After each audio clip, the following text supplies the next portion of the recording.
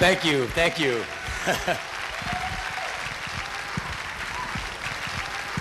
You might think bad things about yourself. You might say, I am worthless. I suck. I am a belligerent, loudmouth idiot. Someone should push me off a cliff. Someone should do something bad to me because I am an asshole. I feel bad about myself. Let me turn that around and make you feel good about yourself. I want all of you to feel good about yourself. No matter how bad you have fucked up in your life, you will never, ever fuck up as bad as me. You've made an ass out of yourself, a few times. And you've gone away going, I am an asshole. Now, after you hear the story I'm about to tell you, you will be able to go back to your room, your hovel, your squat, your limo, whatever you're going home in tonight, and you will dwell upon this story. And months from now, when you look out the window and realize, oh my God, I'm in England. You know, like, oh my God, look, the sun, damn it. I heard a rumor the sun was gonna come out. When you're at your lowest low, I suck. But not as bad as that Rollins guy. This is a story about trying to escape from the Atlantic Ocean island that is England. You've heard of Escape from New York? This is Escape from England. I was trying to get out. Here's an East Coast United States dysfunctional family victim city boy looking for a way out. That was me, trying to get out. I was in Hither Green, England, way in the suburbs, hanging with my friend Phil. Great guy. I don't know if I never played Hither Green. Don't know if it's a tough town. I bet it's a tough town. Tough town. How many people from Hither Green? Don't answer. I don't like to play that shit. Yeah, right. Okay, one guy. No. Me, the one with a big knife. Me back here. Anyway, I'm in Hither Green. You know, trying to get out. My thing is, I gotta go to Frankfurt, Germany the next day and do this stupid television thing I said I would do. I have hardly any money. I'm down to like, nothing. Maybe some plane money, a few days worth of food, and then, gotta go home. So I say to my friend Phil, I go, Phil, how can I get from here to Frankfurt with this money? And he went, well, open up the Enemy, go to the back. They got those, classified ads for those bucket flights, and you can, get one of those standby tickets, and you can go. But if you get the ticket, you can't screw up. If you're late, you lose the ticket. If you change your mind, you lose the ticket. It's like very restricted fare because they're giving it to you for like half price. So I said, that's me. So I look in the back, I find the deal. There's a travel agent, the Hither Green Travel Agency. Yeah, you can go from here to here. £1, please. I mean, there's like a tiny box. There's a box with a lady in it. Hello, I'm a travel agent. Where do you want to go? And so I went up and I got the ticket around the corner, went back to Phil's house. It's like 3:30 in the afternoon. The flight is for 7:15. And Phil sees me putting my backpacks together, stitching all my stuff up. He goes, you're leaving? And I'm throwing my gear on him. I'm like, yeah, man, I'm out of here. He goes, well, it's 45 minutes to the airport. What are you leaving now for? I said, well, Phil, you ever call up a travel agent? You ever find out how early in advance they want you to come to the airport? You know how it is, like when you fly, please come 2 days in advance to the airport and wait in your hangar. And you never do that, right? Like who needs, I know, you probably fly like I fly. Where you're running after the plane, throwing the luggage up to the lady, busily trying to duct tape your arm to something as it takes off, and you're like, that's how they usually put me on sucker class, out on the wing. I'm like out there waving, good, he's out of here. I'd rather a baby cry than that guy, And so, you're usually late as hell. Well, I can't afford to be late this time because if I don't make the flight, I'm in really bad shape. I'll be sitting there with like a 75-pound piece of paper, And so, Phil, I'm leaving early. I'm going to get to the airport on time like my father would do it. My father would get to airports like 2 days early, 2 pair of underwear on, shirt extra starched, ready. Son, I always take a shaving kit with me when I go to the airport so I can shave before I get on the flight, so when I get off the flight and I meet my other executive friends, I look sharp. I often change in the men's room after I get off the flight and put on a newly starched shirt, so when I see them, I do not look rumpled, I look crisp. Thank you, Dad. But that's not me, that's you. You're fucked up. I'm trying to do something with my life. You are an American psycho, you know. So I said, I'm gonna do it like my dad did, Phil. I'm gonna get to the airport several hours early. I've got 2 pair of underwear on. I'm ready. And so Phil goes, well, whatever, man, see you later. So I jump out into the shitty, pissing English weather. Just another day for you people. I open up the door, it's like raining. I walk out, ah, no, I'm back in England again. And I go out and it's drenching. So I run across, you know, all these railroad tracks, up this trellis. I go into the subway station to get the train to the tube station. So I am now in some tube station somewhere, but I've got my little American Express traveler's map with all the little colored lines, and I've got it scanned out. I'm gonna get on this train and I'm gonna go right to Heathrow. I'm so smoking. I got it wired. I'm gonna get there really early. I'm gonna relax. My sweat and my butt sweat is going to dry. I will do this leisurely, and then I'll get to Frankfurt and do this horrible art program. So, I get on the train. I am now in the tube station. I got the map out. I go to the first platform to do my thing, and standing in the way of the platform entrance is a small chalk placard on a little piece of wood. And it says, sorry. Train not running. And I contemplate the little placard, thinking to myself, boy, how long would this last in New York? This little piece. It would last, the guy would put it down, put the piece of wood, he would get away. 500 businessmen would be pulling out 9mm handguns and shooting it. No fucking trip! Who fucking drew that? Well, You better get a fucking train here now. You'd be a train. You don't fuck around. Tough town, tough town. But England, not in England. So I go up to like some guy, more like those rumpled blue British rail suits, you know? Like sized way too large. He's got the pants all rolled up, and he's like just the typical product of white sugar, greased chocolate, and caffeine and Smith's records. You know, it's like.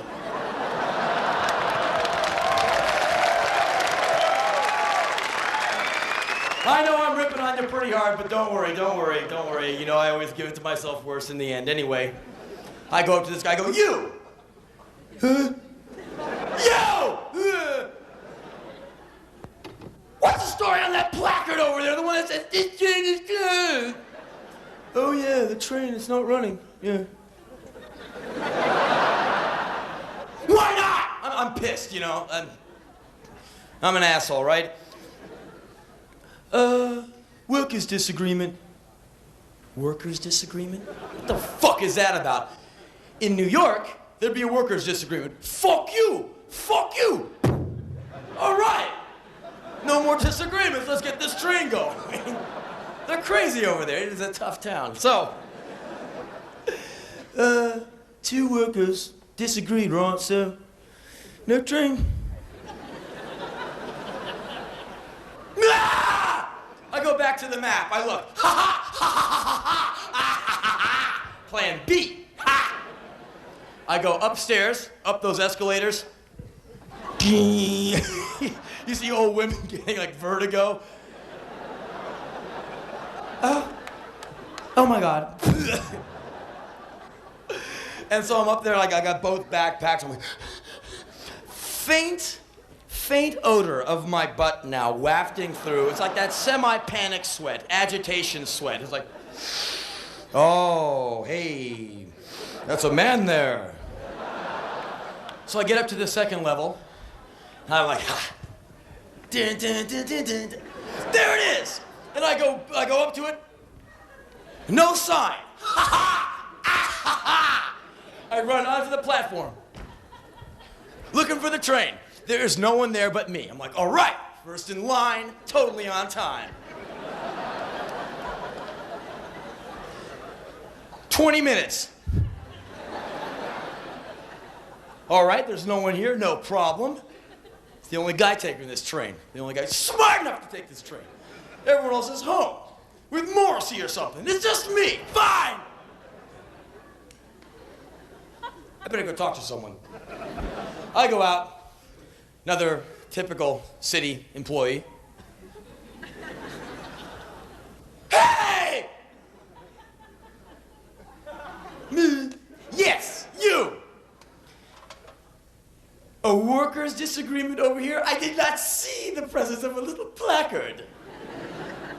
No, there's a man, transient man asleep on the tracks up a ways, and when he wakes up, we'll have the train going. Looking at him, I wondered if it was his dad, you know?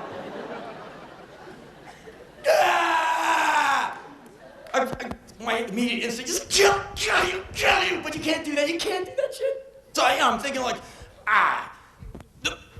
can't do that.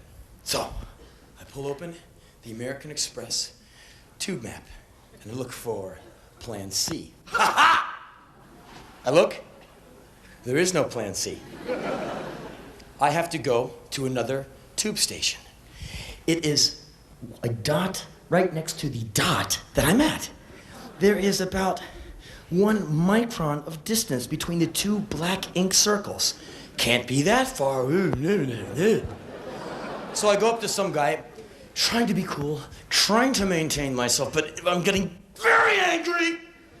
Excuse me, bloke. Right? That's the local flavor, right? Sir, how far from this dot here, that is us right here. How far from this dot to this dot?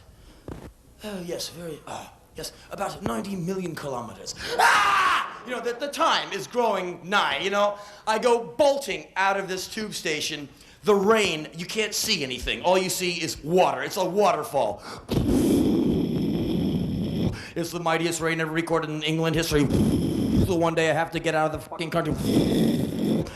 I go staggering, you know, dead bodies floating down the street, men kayaking. It's like horrible. I go staggering in this zigzag up the street with 2 backpacks. I am now this waterlogged, unshaven, crazy American asshole trying to get the fuck out.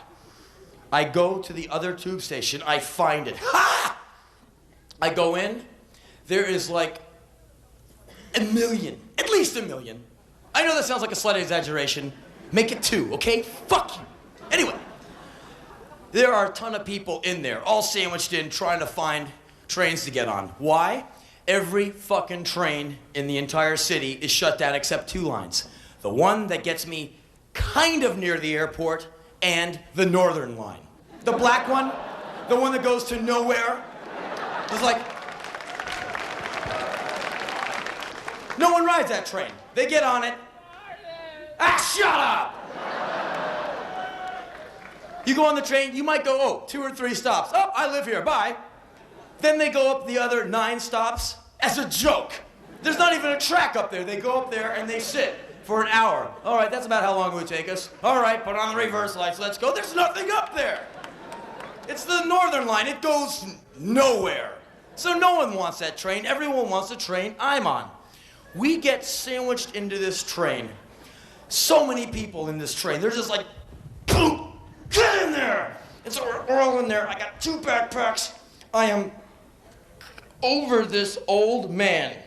I have my face in his hair. The genital area is poking into his butt crack, shall we say. We're up against it, you know, this is intense.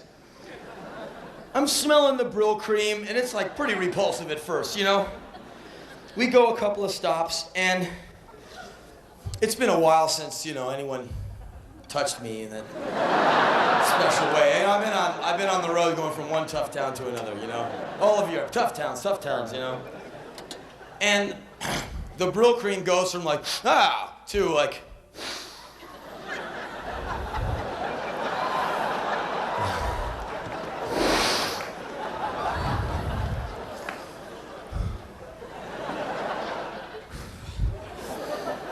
And it goes from like some old man's ass sticking into my pants to like,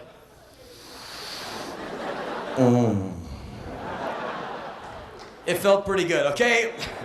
The train is swaying, you know. It's getting hot in there. It fits pretty good. Okay, I'll be straight with you. The old guy's turning me on. You think we'd go a couple of stops and everyone would go, ah, that's my stop. Mass exodus. Oh no.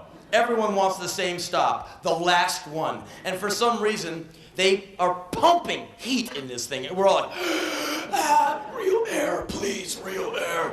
Meanwhile, I'm like, you know, me and this guy, we're exchanging names and numbers and stuff.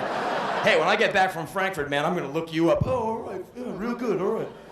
You know, and so, hey, what is that stuff, you know? And so finally, like what seems like an eternity later, we get to the last stop, and that's the stop that everyone seems to want. The doors open, we are like pulled out of this train like fish. Like their bodies lying on the platform. Those of us who are stronger stagger to our feet, stomp over other weary travelers, and go staggering down the stairs onto the street. I go running down there. It is like pissing rain. I'm looking at the watch. I have about 40 minutes to get my flight. I am in big trouble. I go down to the intersection. I look both ways. There are cabs and cars going both ways. Now, I remember that when you see a cab with its light on and a driver driving it and no one else in it, that is a cab for hire. So I do my normal thing, like catching a cab in New York. And the procedure for catching a cab in New York is you see the cab weaving down the street, you know, going after people and stuff. You see the light on. You go, ah, cab for hire. You venture near the street and run. Run and get behind a large edifice of some kind. Get in a doorway. Take cover. The cab leaps onto the sidewalk, takes out 9 garbage cans, a bus stop, and some old woman. The window unrolls, the smell of angel dust comes out. Ow! Where the fuck you wanna go? You like get in and tell them the address, chances are you'll get there. No problem, man. You'll get there. So, I'm like, ah, we're in Europe, probably a bit more civilized, no problem there. All right, he probably doesn't see me, it's dark and it's raining. Okay, the acrobatic approach. Flares. Finally, I'm doing spastic ballet on the side. Please, notice me, notice me. I'm losing it. A cab pulls up on this side of me. No one in the back, light on. Guy's window is down. His face is right over like, ah, you, me, Heathrow, now! The guy's like, ah, I can't take you. Why not? Because I'm on a call. Fuck! Sir, why don't you use the taxi stand behind you? The what? The taxi stand. Like 40 cabs, 40, a block of them lined up right behind me. All like waiting with their lights on. Like, all having a laugh at this idiot getting soaked. Oh, he must be an American. Look at him. Did you see that one? I thought that was funny. I run up to the first cab. You, me, Heathrow now! I dive in the back. The guy goes, when's your plane? Soon! We'll never make it. And we drive anyway. And like he's leisurely driving. I'm like, could you go a little faster? Nope. And I'm in anticipation. I'm like, we get to the airport. The cab fare is like 7 pounds. I give him a 20. He slams some coins in my hand as I'm going past his window with my backpacks. I go, right, run around the front, go running at the TWA door. I look into my hand. The guy has like stiffed me for like 10 pounds. He's like put like, 80p in my hand. I'm like, I'm gonna keep. Red taillights out, back onto the road. Ah, happy hour. Ah, I fucking hate Yankees. Oh, Off he went to the pub. I'm like, fuck it, I don't care. I gotta go. I'm gonna miss my flight. I go running into the place expecting to see people hustling and bustling and all that stuff. No one. This huge marble, glass, and steel expanse. No one in it at all. Ah! Way down at the end. Like, two human-like objects are making movement way down there. I go running. Running at them. Ah!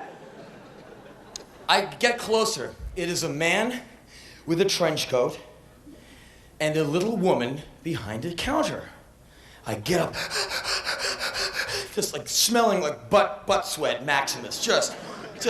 I'm disgusting. I'm mildewing. I'm fermenting. Yeasts are crawling through me. I could wring out my sleeves and make beer. I'm disgusting. I pull up. Kind of look at me for a second, and the woman goes, right. Sir, your boarding pass and your passport. Have a nice flight. May I help you? And I'm got a kind of an attitude problem, and I'm trying to maintain myself. Our friend with the long, man from Uncle coat is kind of regarding me like, oh, goodness. I've got to get on the flight. Got to get on the flight to Frankfurt. Oh, I suppose you're one of the late people. That was the straw that broke this camel's back. 2 hours of this guy turning me on in the train, yelling at people I didn't know, forcing me to be an asshole beyond measure. A day of frustration just trying to get to the airport, getting ripped off by a cab driver. All of this was released upon this mere mortal woman. I'm one of the late people. I'm one of the late people. Ah! You fucking bovine pig whore! I'm one of the late people. God! I wouldn't have been one of the late people if your fucking subways worked!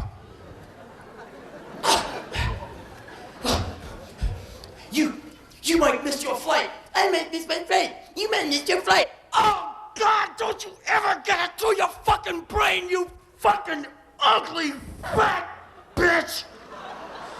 How the fuck am I going to miss my flight when that 737 goes roaring down the tarmac and I take your fat bovine body and throw it in front of the front wheel so it can go no further? How the fuck am I gonna miss my flight then?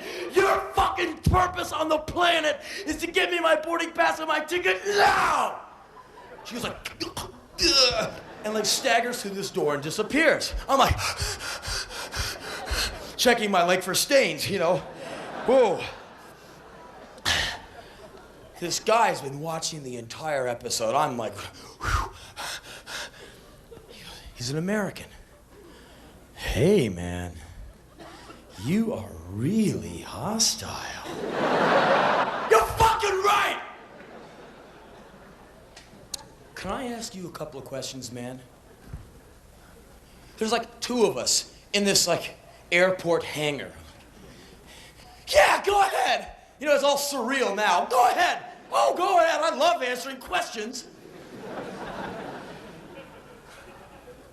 Is it that lady's fault that the trains don't work today? Well, yeah. Really? Well, all right, not directly her fault. But she's from here, right? All right. No. Okay. No, it's not her fault. Okay, does that make you happy? Okay, yeah, cool. Question number 2. Can you define this woman's job description? Yeah. She fucking specializes in giving me shit. Did you hear that shit? You were the late people. You were the late people. Okay, well, her job is typing out people's names on boarding passes and stamping their passports and putting them on the plane. You're right. Okay. On those 2 questions, okay. Can I talk to you, man? Oh, please do. You know when you came in here and you're yelling at her? Let me just review the events. You called her a bovine pig whore. I'm like, yeah.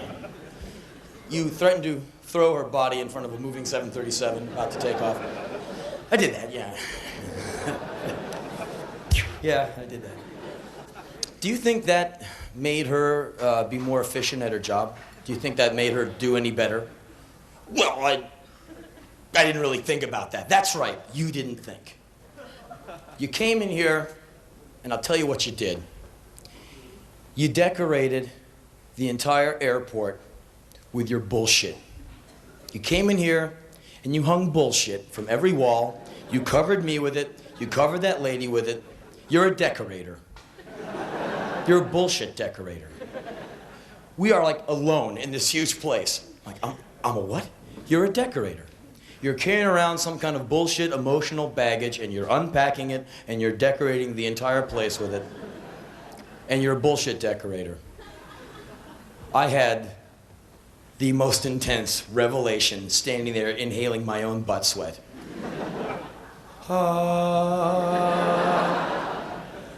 I'm a decorator. You're a decorator. Oh my God, I came in here and I was totally full of shit. Really full of shit. I decorated that lady with bullshit. Covered her. Oh my God, all these years I thought I was so righteous, but I'm just a bullshit artist. Yes, I'm a decorator. I've got to cut down on the decoration. Absolutely. I mean, I've been a decorator all my life. I didn't know until now. I have to spend the rest of my life getting rid of the decoration. Yes. God, decoration. That's the most amazing idea I've ever heard. See you on the flight, man. Walks away. I'm like, decoration. I am such an asshole. Fuck me. God, am I an asshole. I suck. I should just be killed. The door of the office opens.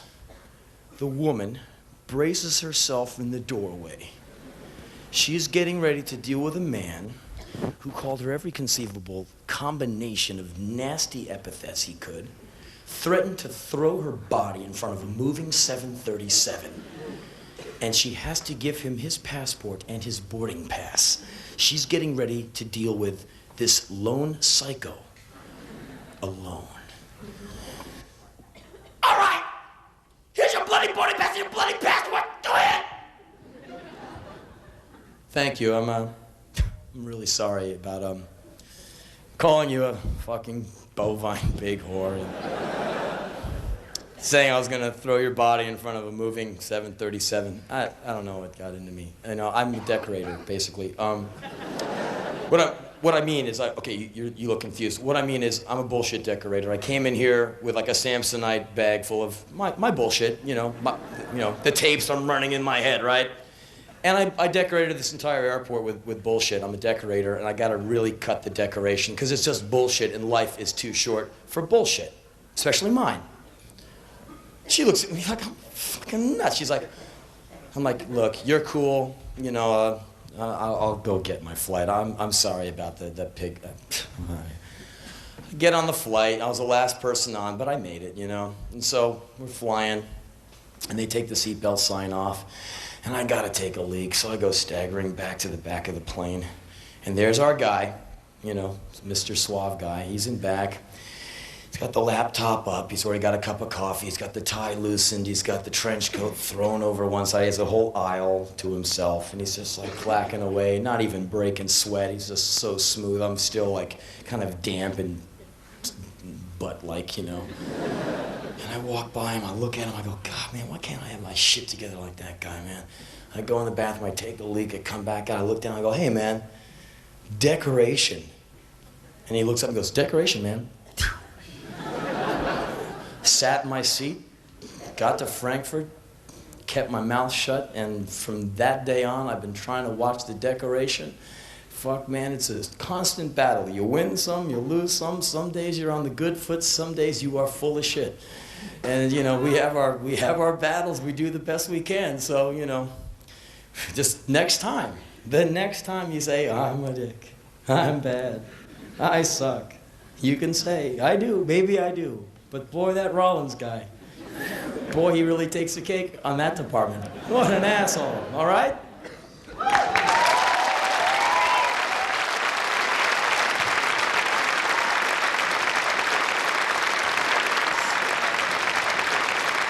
And so, I tried to learn a lesson, like, don't be a dick. Oh, okay, that lasted about, then you're back onto, like, being a dick. So anyway, I want to tell you this other story. This was just the worst, man. This is the one where you can really feel good about yourself because you're not such a fuck up after all.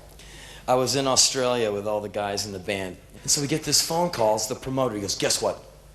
Rolling Stone wants to do a photo session with you. And we're like, oh, yes, yes. We are rock star supreme Rolling Stone. And the guy, because he hears everyone, celebrating in the background. Wee! Try to take the TV that's like rooted to the table and throw it out the window and stuff. We're rock stars now, damn it. And the guy went, it's Rolling Stone, Australia. No one really sees it. I mean, it's kind of like a pamphlet. It doesn't really get off the continent. I mean, like 30 people read it. We're like, yay. Oh, well. All right, we'll do it. So they take us up to this beautiful site on Bondi Beach to have our pictures taken. And Australia is not fucked up yet. They haven't dumped a bunch of garbage in Australia yet. The skies aren't polluted. Like when you go into LA, you look up and you can't see across the street because of the haze. And then you inhale and you realize you're breathing that. That gunk is in you. But in Australia, you can see your apartment in LA. I mean, it's really clear because it's just not fucked up yet. Don't worry, give it time. The American overflow will eventually get over there and defoliate everything. We're working on it. All of us together, all Americans live to just destroy the rest of the world. All of us get together at night. Well, how can we? There's some rainforest we haven't pillaged yet. They get all of us in on it. Reagan, Bush, they called all of us in on it. I talked with them infinite hours on the phone. All of us are all conspiring to fuck up the rest of the world. But anyway, they take us to this beautiful place. It's this grassy lawn that drops abruptly many, many hundreds of feet down to the Pacific Ocean. And there's this rocky shoreline of white rocks, and the surf is coming in and exploding on the rocks, and the sky is blue, and the ocean is blue, and the grass is green. It's an incredible view. We're like, wow, this is amazing. Because we're all used to breathing toxic waste fumes, We live in New Jersey, with the band practices, which is just like exit 13 off the highway, everyone has Down syndrome, everyone is mutated. It's like a Devo concept album, there. And so we're going, wow, what's that weird smell? It's the smell of clean air. Never smelled that before. That's weird, And so everyone in my band is like really cool guys, like the nicest, very cool, staid, cool people. There's like 4 of them, 4 cool guys, and 1 asshole, me, okay? And so everyone's like politely waiting for the photographer guy to set up his shit so he can take photos of us. And there's the big cliff and the pounding surf, and everyone's going, oh, nature, beautiful. I see this big pile of rocks over there. I say, well, why can I stand here like, a 27, 28-year-old person when I could be like throwing rocks off the cliff like an 8-year-old prick? And so I'm like taking rocks, well, yeah, all right. It's like throwing them off the cliff. And they go out and away and down. And I never hear them hit this, the shoreline because it's so far. But I want to see some destruction. I want some bang for my buck. So I see a big ass rock over there. There's just one part of the cliff that kind of allows a better, trajectory. I get this rock, I can barely lift it over my head. It's like, it's like trying to throw a soccer ball in from the sideline, but it's like a Buick. And I'm running like, as hard as I can. The rock goes out, and then, 2 minutes later, it's still falling. I mean, it's a long way down. I'm like, not wanting to fall off. I'm like, go, destroy it, yes! The rock totally explodes into powder. It has fallen so hard. I'm like, yeah, it was so satisfying, yes! I thought it was awesome, man. But the fisherman that the rock landed about 6 feet away from did not find it funny in the least. He's casting his line and you know, he hears like instinctively, he says, incoming! He looks, this rock nearly obliterated this guy. I swear, it's from here to about there. That was the distance between the two. I go staggering back from the cliffs, like nearly puking, man. I nearly killed somebody. I'm like, oh man. I go back to the cliffs, and like, what do you think the guy's doing? I go, oh well. And you think he's like going back to his line? No, he's waiting for more because there's some jerk up there trying to kill him. He's like, and I can just see him down there. I'm like, I'm sorry! Except it's windy, so it's, I'm sorry! It's gone, offshore breeze. And I can just see the guy. Oh, well, it's enough fishing for the day. Hey, buddy, where are you going, mate? Well, I was gonna fish for a while, but now I'm just gonna go about a mile up the mountain and go kill this guy. I'll be back in a while. You know, so I'm waiting to be executed. I'm waiting for the guy to come up the hill with about 30 of his fisherman friends. And they're all like gonna be decked out in those yellow rain slickers with black boots, like just on the cover of like the tuna can, you know? And they're gonna come up and they're gonna go, hello, mate. One. And they're gonna throw me off. And I deserve it, you know, because I'm an asshole and nearly kill someone with a rock. So I'm standing there going, I'm gonna die, and I deserve to die, because I'm such an asshole.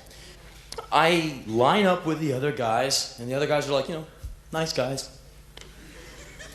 I've got this like shit-eating grin on my face, like I just got caught in the bathroom jerking off. Like,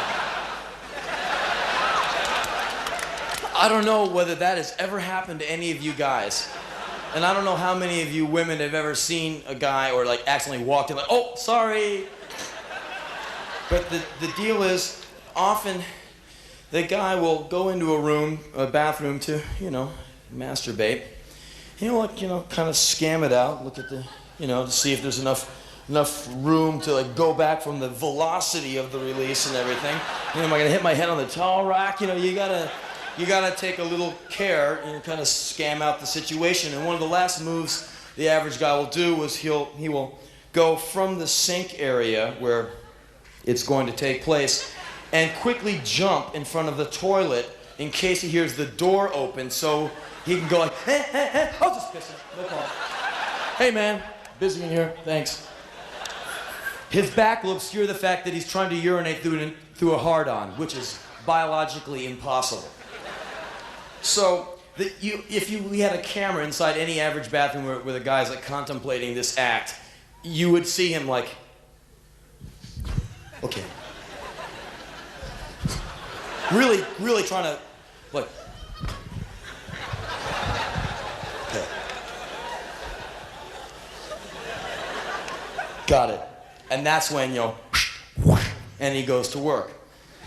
Every once in a while, you're not thinking because you're caught up in the passion of the moment. Like, and, you know, doing the big war cry, you know, ay, door opens, you're like, ay, busted! And it's usually a guy who opens the door and he's like, hey man, I didn't see anything, it's cool, hey, I do it too, hey. Because it's not really a thing where guys feel comfortable about seeing each other's dicks, especially if the guy's penis is erect. Hey, I didn't see that, whoa, hey, ooh, gay by association. I mean, no, I don't know. Guys get really uptight about that shit, you know, and so you don't want to get caught, because then you walk back into the room and everyone's like, it's cool, man, cool. Already told all the other guys none of us coming near you. Because it's really not a thing many guys really admit to too much. Like, no one's gonna get up on the platform and go like, yeah, I beat it. It's just not something you really talk about. You want to talk about something else. Like, I don't have to, man, I'm getting it so often. But, you know, you all do. You know, everyone gets it here and there for themselves, because, you know, it's usually the best way. At least you don't have to say, I love you or anything. You just kind of go like, well, all right. Well, what's for dinner, you know? And I love you. So I'm standing there with that look on my face, like, knowing I've got, 7 minutes to live, because the guys are gonna come up. Oh, there he is, the one with the, look, he looks like he just got caught jerking off. It's him. Hello, mate. So I'm hoping the guy has motor drive on his camera, so when I fly off and go, "Ooh," at least they can like run the sequential on the cover of Rolling Stone of like, you know, death of an asshole, like with 30 frames of just me falling and turning into a little pink dot on the shoreline. So, of course, the guy never came up. I was spared my punishment. I was too chicken shit to go down to the shoreline and go like, sorry. And so we go back to the hotel, and the guys all take off to go eat or something. And I just sat in there for hours, just trying to learn something from it. Because I don't want to kill anybody, man. You don't want to kill anybody. Who wants to do that, you know? And who wants to, you know, you killed someone? Yeah, I threw a rock and it hit this guy. You know, imagine like the guy's wife. You killed my husband, you threw a rock? Yeah, here's a gun, just kill me. And kill me slow, you know, fuck. So I said, that's it. I'm never gonna be an asshole again. That's it, I'm gonna be a good guy. I'm gonna be the goodest guy. I'm just gonna be the coolest, most, you know, baby-kissing, hand-shaking, non-judgmental, cool, no-fighting, stupid guy. I'm just gonna be the coolest. And like 2 weeks later, I blow it. You know, we're playing in this club and we're rocking out. You know, typical shit I do. You know, and disgusting. Anyway, this guy spits a mouthful of beer on me, and I'm like, you're pretty funny, but I don't hit people because I nearly threw a rock that nearly killed a guy. So I'm trying to be cool. I'm trying to turn around the karmic wheel here. So no problem. He spits some more beer on me. Like, well, I don't hit people anymore because I have this expanded kind of bam! I smoked his ass. Damn it! He falls down. His friends drag him away. I look down at my hand. The knuckle is open. I can see my tendon. I'm like, wow. Turn around, show you guys, check it out. And they're all like, oh man, fuck, God, I hate you, you know? And we're playing away, and you know, I go, oh, well, it's pretty bad, but you know, who cares? Saturday night, rock and roll, wow, I don't care, you know? I'm so tough. And so this thing flies across the stage, lands on the stage there. I go, what's that? Guitar player Chris picks it up and goes, look, man, it's the dude's teeth. Someone threw the guy's teeth on stage. Like the guy's plastic teeth, you know, I busted them off. And I'm going like, wow, that's a hell of a souvenir. Hang on to those, you know? Take them home, get an ear pierced, and hang them. Hey, what are those, teeth? Yeah, I knocked him out of this fucking guy. Ha, ha, ha, ha. Buy me some potted beef products. Yeah, let me slap you on the ass there, buddy. Ha, ha, ha, ha. You know, tough guy. And so I'm thinking it's really funny and everything, and you know, the guy comes back up, big gaping hole in his face. I'm like, ah, ha, you dick, you know, ha, ha. You know, I forgot all about The Rock and everything. I'm like, you know, so embracing, like, Saturday night is all right for fighting, American ass kicker in Australia, taking care of business in a small town, not very far from Melbourne. Fuck with me, I'll knock your fucking teeth out. Oh, ho, ho, you know, the throbbing blue vein macho bullshit, you know. I'm capable of all of it. I never knew I was a Renaissance man, you know. I can be a dick and an idiot. Wow. And so I finished the tour. It's like 2 days later. The hand now has a life of its own. It is like swelling. It is so painful. You touch the finger, it hurts all the way up to the armpit. I get on this airplane, 12 hours back to Los Angeles, 13 hours. I'm like just freaking out from the pain. I'm running a fever. The hand is now smelling. And I figure, well, it's getting kind of bad. I should get it looked at when I get back. I get back, I go to my apartment. The roommate friend of mine, is this ex-nurse, she looks at it, she goes, oh my God, get in my car. Takes me to this hospital, like, you know, kicks me in there. Go, just get in there. Show the first guy in a white suit your hand. I go in there like, you know, hey, do I have to wait in this line or can I just like look? And the orderly goes, don't, sit down, hold on. Gets a doctor, the guy goes, do you have ID? I go, yeah, sure. He goes, give me your ID, fill out this thing right now, and we're gonna operate in about 2 hours. Like, you're gonna get the fuck out of here. Just give me some penicillin, you know, hey, big rock star here. You know, just traveled the world all the way to Australia, stopped over in New Zealand, didn't play there, but I stopped over there so I can now say I was in New Zealand, so don't fuck with me, just give me the penicillin, I gotta go get laid over here, okay?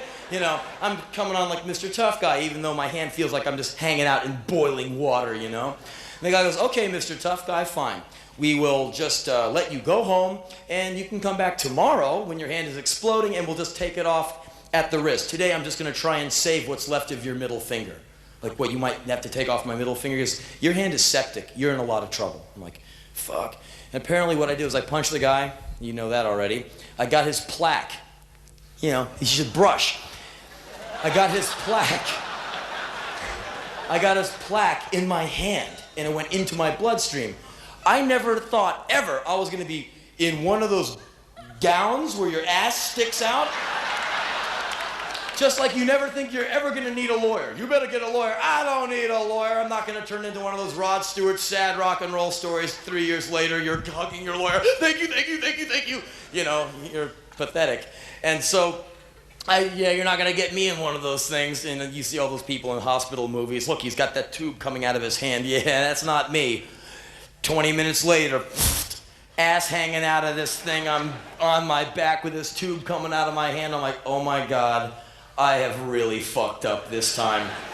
They operate on me, they remove all this gunk from my hand, and they don't close the wound because it needs to drain and drain and drain. And my left hand is this boxing glove of like oozing gauze. They are injecting me with this opiated painkiller, and you are so high, you don't know whether you're awake or you're sleeping or if you're pissing your pants. And you're like, everything's moving in slow motion. The lady comes in, hello, Henry. And like flames are coming out of her hands. And she's going from woman to dragon to woman to alligator to woman to your mother. Ah! And you're totally hallucinating. How long have I been asleep? Because you can't even move your mouth. 14 hours. Ah, you look down, you have drooled all over yourself. It's like disgusting, man.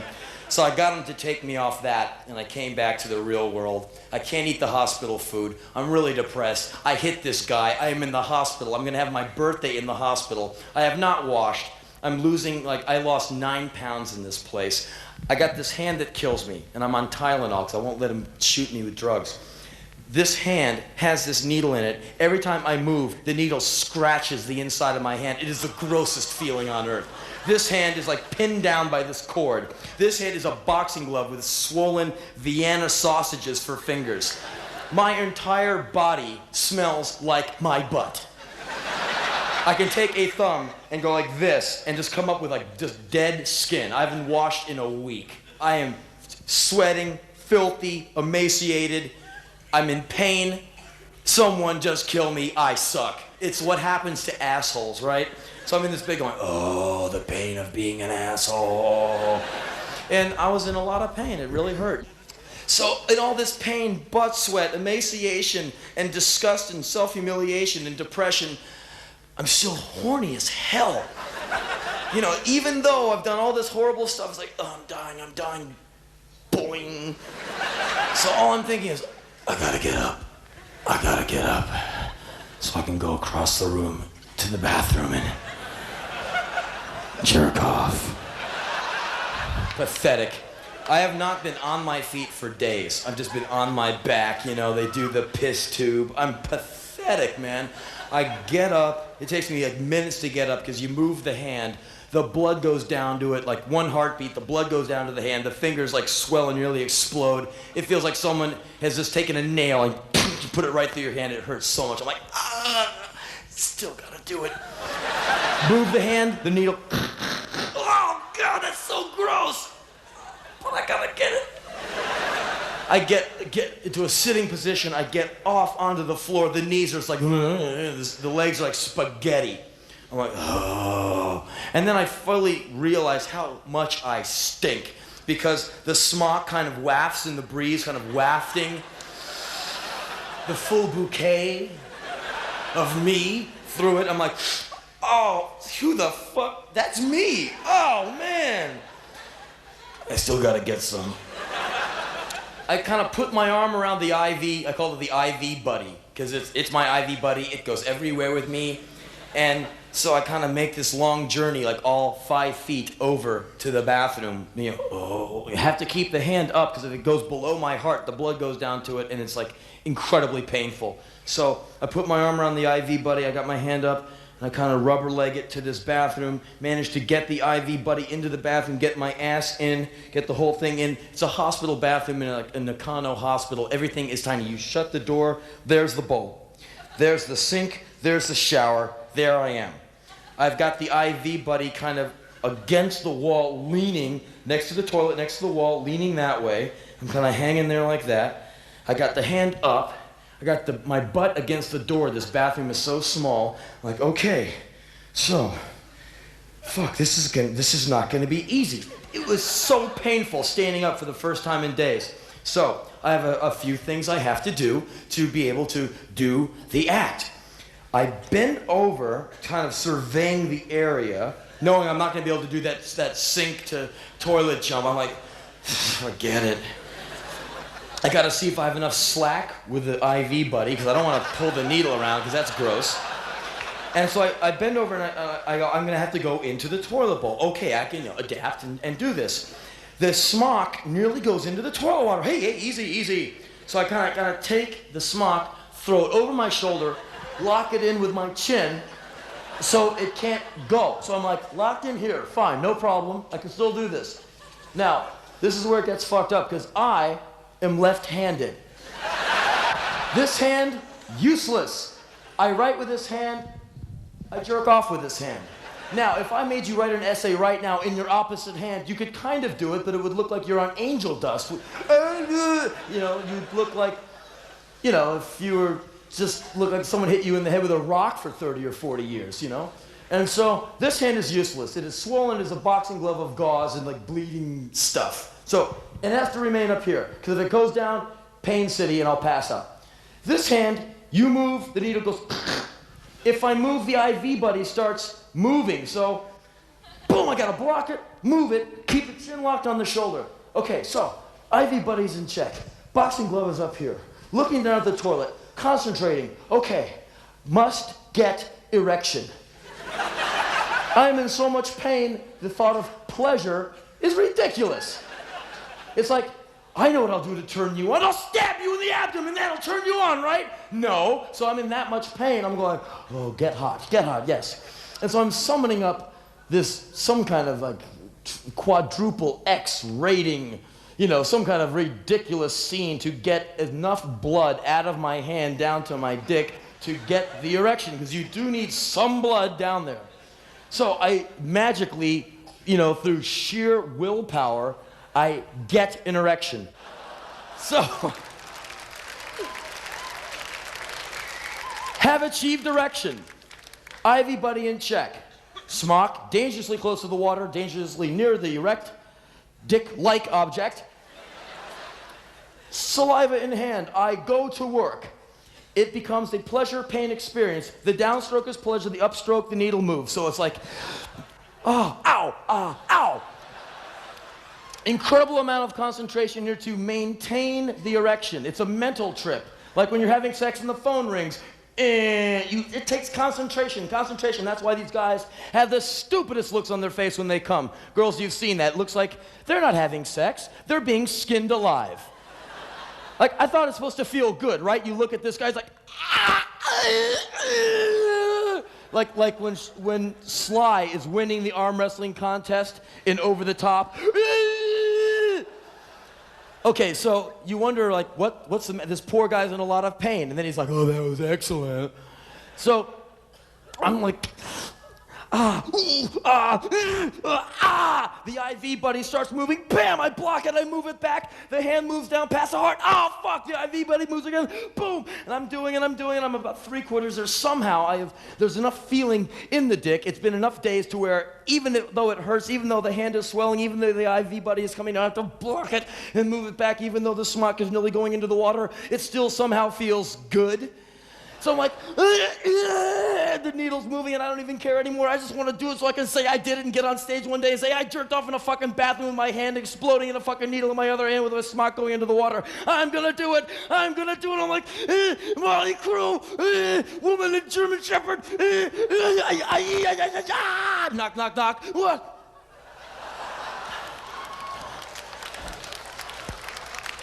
Sir, are you okay in there? Yes, I'm fine. I'm fine, thank you. Do not come in, I'm fine. Sir, may I come in and help you somehow? No, haha, no. Thinking about it, why, what? No. If she opened the door, what would she see? She'd open up the door. The first thing she would see is 2 trails of sweat going down the door. That is my butt cheeks, sweating against this door, moving against it.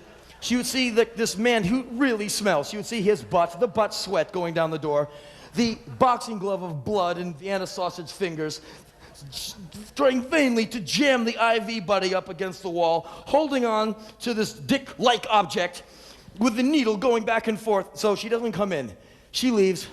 I have lost 3/4 of blood content in the dick, so I have to get it back down there again, get remotivated. Okay, concentrate. Oh, God, this hurts. Concentrate.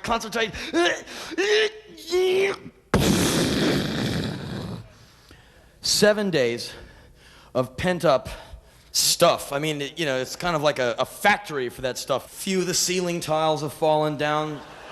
A bit of asbestos particles in the air. I'm kind of just coming to, kind of leaning up against the door. And, wow, heavy, man. You know, I eventually got my shit together and, like, you know, grabbed the IV buddy and kind of went staggering backwards out of the bathroom and got back in the bed, and I got out of there days later. Just emaciated, filthy, with this, like, one great dumb story. You know, I hit a guy, lost, you know, 9 pounds of flesh sitting in the hospital. I got a finger that doesn't work as good as it used to, and I jerked off in the bathroom, and I'm an asshole, you know? And so I tried to learn something from that. And I learned that to not take shit, you must have the courage to relinquish your bullshit ego trip and walk away. Sometimes there's fights you don't need to get in. You suck. That's not necessarily a reason to go like this. You can go, well, that's your opinion, so eat me, and walk away. Or you can, like, fight everything that moves. You suck. Boom. Uh-oh. You know, in America these days, 2 guys arguing over a Lakers game. The Lakers suck. They do not. They do too. Bang. It happens all the time. Guys get shot for nothing. I know a lot about people getting shot for nothing, believe me. And so I kind of learned not to be such an asshole. And it's such a struggle. It's a daily struggle. I wake up in the morning, oh, I'm going to be the coolest guy. I'm going to be cool guy. I walk outside, a guy goes, excuse me, sir. I'm like, who sent you? You know, and I'm trying to maintain, friends. I'm trying to maintain. So learn the lesson from one of the big guys, one of the major assholes out there in the world. Okay?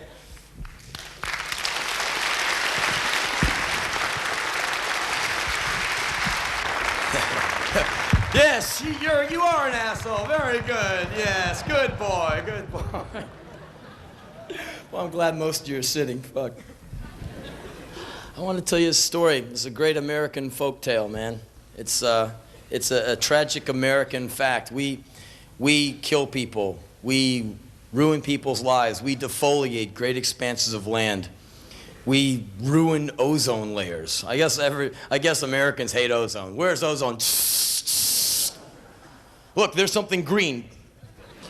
Ha! Got you. Change the channel, you know. How much? You know, like, you've just spilled 80 million gallons of oil into the ocean. Well, here's my charge card. Just fucking take care of it. You know, the biggest pricks. And I wanted to tell you about this guy. But before I tell you about the guy, I'm going to kind of give you a little history. Hey, there he goes. He's voguing. You are, okay. Are you gonna make another pass? Can I go on with my shit? Thank you, sir. Like that guy. Don't steal the fucking show now, man. Don't fucking kick my ass here, man. I'm fucking winging it here. I'm fucking doing the best I can. I was born and raised in Washington, D.C. in 1961. And D.C. is tough town. It is the #1 leader of homicide in America. So my hometown is fucking #1, man. Which is kind of cooler than having your home football team be #1. Our team won the Super Bowl. Yeah, we kill more people where I come from. Fuck you, you know? Like, oh, okay. So D.C. is a tough town. And I grew up in this part of D.C. called Northwest, which is just the upper part of the diamond. D.C.'s a diamond. I was packed up into Northwest all my young life. And in my neighborhoods that I lived in with different apartment buildings and houses with my mom, things were kind of like Dennis the Menace or Brady Bunch, you know, like those old style cartoons where you'd see the local mailman. Hi. Hello, Henry. Hey, here's your package from that cereal coupon you mailed in. I think there's a decoder ring in here for you. Yay. You know? And you'd see the local milkman. He'd be putting milk down on people's, you know, front porches and shit. And you'd see the firemen, you know, every once in a while. Look, there's a cat in a tree. We'll get it down, don't worry. You know, and you see the local policemen. They were guys who were like human beings. They walk through your streets during the week. Henry, keep your bike off the street. Okay. Don't talk to strangers. I won't. You know, stuff like that. And during the weekends, you'd see the same guy. He'd be out there hosing down his car, washing his car. You played football with his son. This guy was a human being. He was not something you were afraid of. He's not someone you would see and go, oh my God, a cop, what am I doing wrong? Oh, ah. You just go, oh, there's a cop. And I'm not a bank robber, so he doesn't give a fuck about me, right? Because I'm not a bad guy. He's a cop. He does bad guys. I go to school. So he leaves me alone. So I never had any run-ins with cops, really, because I'm not a bank robber or a kidnapper, so they got nothing to do with me. So when I turned 20, I moved out and I joined Black Flag in Southern California. And the first thing the guys in the band tell me is, Henry, you got to be really careful of cops around here. They're really bad. And I don't know, because I'm raised with cops as like, hello, Henry. Hello, sir. You know, and they're cool, you know. They don't fuck with you. And I'm like, you guys just have a bad attitude, man. Cops are cool. Henry, cops are not cool. They will fuck your shit up. Be careful. You guys just have a bad attitude. You're anarchists. You're trying to overthrow the government. I know your type, you know? So I'm handing out flyers for this gig, this Black Flag gig. We were handing out flyers in front of the Palladium, which is this club it's like a 5,000 seat theater in Hollywood. And the Go-Go's were playing that night. Now, we would often go to other bands' shows because there was going to be a ton of people at them, and we'd hand out flyers for our own gigs. People do that all the time. So we used to flyer our own gigs, and we'd be out all day like wheat pasting the shit to light poles and anything that wouldn't move. And so we were covered with drying wheat paste. We're in like these like raunchy clothes, way too big for us, belts made out of rope. I mean, we were like, you know, doing that boheme thing, but really extremely, you know? You know, eating like, you know, hunks of bread and like big hunks of cheese and all drinking out of like 1 gallon, you know, jugs of like fucked up apple juice and stuff. Really living the stripped down life, you know, the rock and roll lifestyle, which means you get fleas and everything on you always itches for some reason. And you're always going like this. So anyway, we're out there handing out flyers to Go-Go's fans. Go-Go's fans are beautiful girls. Girls are the typical Southern Californian girl who you don't believe really exists until you go there and you're like, what planet are you from? Legs up to here, tan, blonde hair, blue eyes, and they're just like, they're perfect. Is your face been airbrushed at birth? They're like automatons, like, hi, I'm the perfect vision of beauty, you know? And so we're up there like smelling like our butts and handing out these flyers of like, you know, some cop having his head torn off or something. We're like, hey, here's a Black Flag flyer. And she's like, oh, flag, oh, I'm so sure, get off, no way. And like, you know, you pick up the flyer and and so the other Go-Go's fan is like Choco Homo, Surfman, huge guys, like, you know, hey, where's the babes? You know, 6'3", blonde hair, blue eyes, perfect cheekbones, great physique, not huge, but physically capable, good swimmer, good volleyball player, good surfer, you know, jock, but not showing it too much. Just definitely looks like a guy who could probably kick your bony punk ass.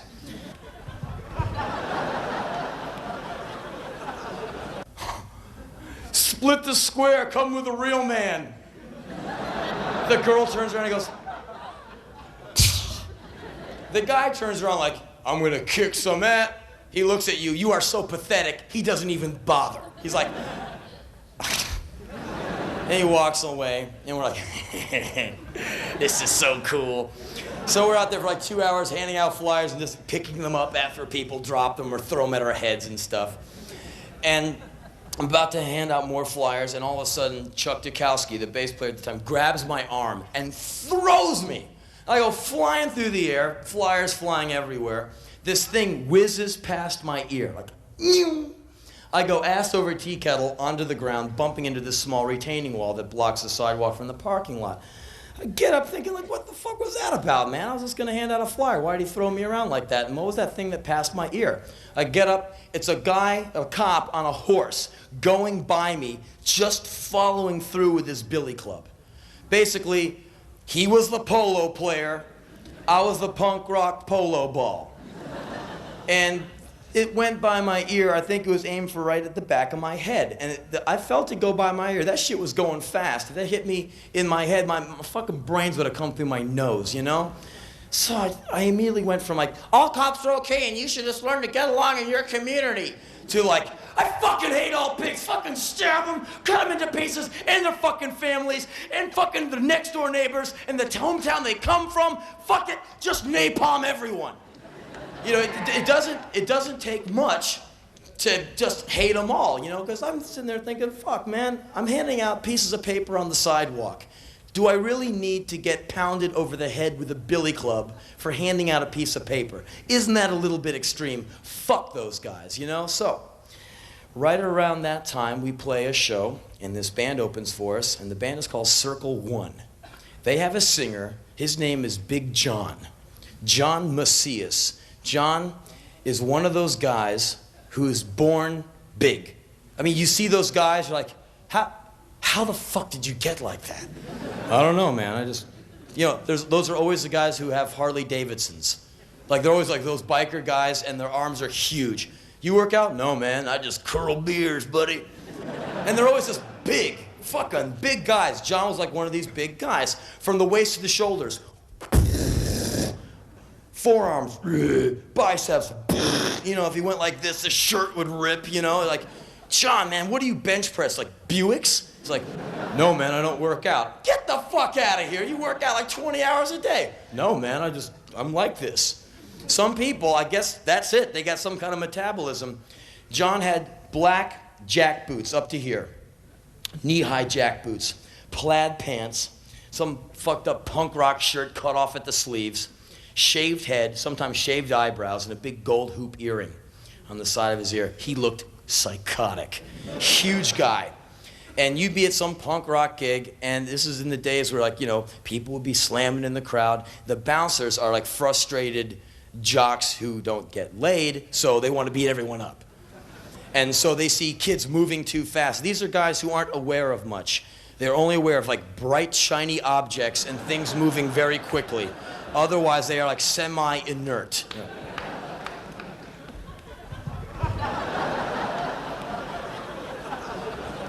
They see some kid in like some Day-Glo Social Distortion shirt flying by, that's enough to excite them. All they can do to quiet a crowd is to grab one 120-pound boy in a extra large Social Distortion shirt, pick him off the ground like a rag doll. We're all, the kid's like, you know, and like, what are you gonna do? Go up to the guy like, all right, man, let's go. You know, he would just go like, so there's nothing you can do, and you're just like watching some kid get the snot pounded on him. You're like, oh man, God, I can't watch this. And every once in a while, man, some total injustice would be happening. The crowd would part, and coming through the crowd is Robo-Punk. John Macias. Just like, when he would get mad, you think some guys get mad, they're like, John would just go like, he would go up to this guy, no matter how big,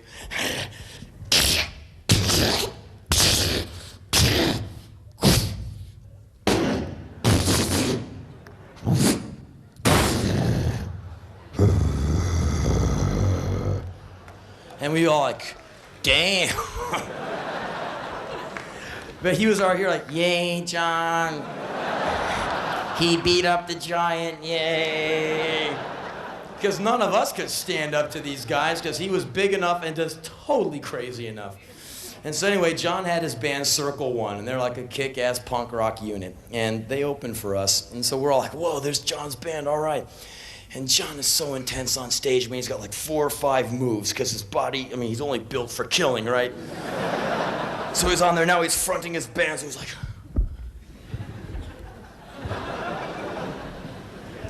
You know, and he's just going from like position to position, you know. And they had this, their big hit. Every band had the one song that everyone would like go in circles extra hard for, you know. And their song was Highway Patrolman. And we heard it one time, and none of us remembered it, but by the time we got back to the van, it was Highway Patrolman, die, die, die, die, die, die, die, till we'd fall over laughing, you know. Because you know how it is, no matter how intimidating or scary someone is, as soon as they're gone, you start bagging on them. Like, hey, John, how you doing, man? Cool. He'd leave, you're like, hey, man. Who am I right now? You know, that kind of shit. But it's friendly, you know, because you like the guy. But, you know, he's such a trip that everyone, you know, you're doing John. You got it, you know. And so, one day, John and I, one evening, hey, there's a bug around here. Get that bug out of here. Whose bug is that? It's a stunt bug. I flew that bug in from Indiana. God damn it, get it back. Anyway, we're hanging out at this place called Okie Dogs. Okie Dogs is like this shitty hamburger place on Santa Monica Boulevard. The great thing about Okie Dogs is they're open all night and they feed you for very cheap. And no matter how little money you had, they would invent food for you. I have $1. And these guys are like, $1. What can we do for $1? Fried egg sandwich. You like eggs? Yeah, sure. Cool. White bread, mayonnaise, fried egg, lettuce, tomato, $1. Thank you. Thank you, Mr. Okie Dog. I have not eaten all day. These guys are so cool, man. They're like, you know, saints. You know, they would feed you for no matter what money you had. Because a lot of these guys on the streets are like panhandling. You know, I got $1.25, help me. You know, and they'd figure it out. You know, they'd make it work. So anyway, John and I, we had like, you know, little money, and we got enough money together for each of us to have a big plate of steaming French fries, grease and potatoes, and a Coke each. And we are sitting at this table eating for the first time all day, and we are so happy that we are eating. You know how it is? It's like the peanut butter and jelly sandwich at the museum. You've been sitting on it all day, and you never would eat anything like that in your home. But after like 12 hours of looking at like, you know, frescoes and mosaics, you're like, oh my God, this is the best thing I have ever tasted, because you're so hungry. So anyway, we are eating these shitty French fries going, oh, I love food, I love food, I love food. Everyone is at tables all around us going like, yeah, hanging out, talking. And everyone goes from yeah, and to silence. I'm like, what happened? Look up, there's a huge policeman at our table looking down at us. Get up, faggots. I got right up. John?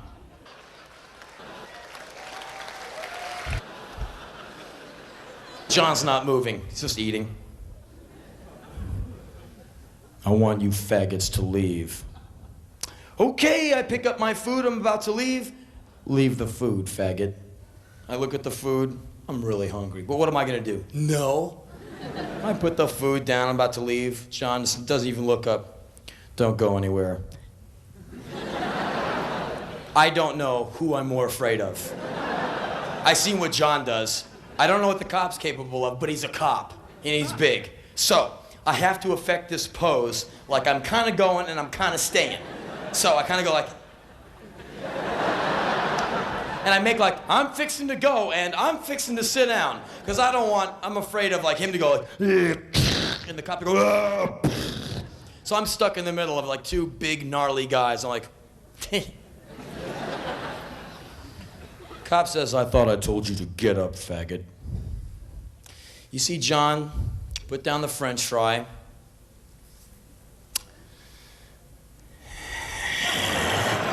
I'm like, oh no. Because I've seen that look before. I know what happens.